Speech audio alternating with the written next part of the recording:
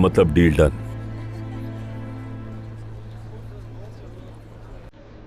Done Abbas साहब, लेकिन मुझे एक बात पर हैरत है।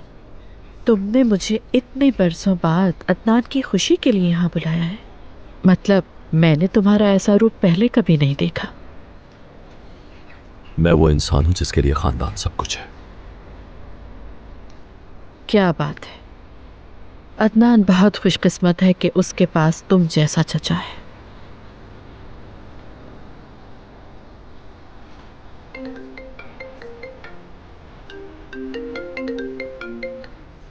हेलो फुरकान, क्या अपडेट है? दुकानदार मिला क्या?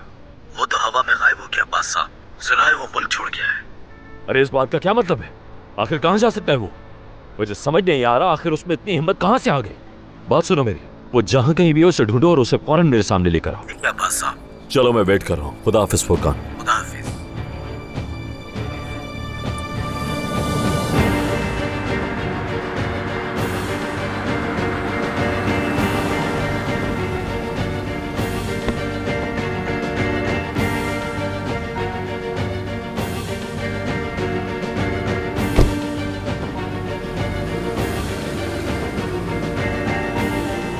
तुम यही सब चाहते थे ना तमीर खान?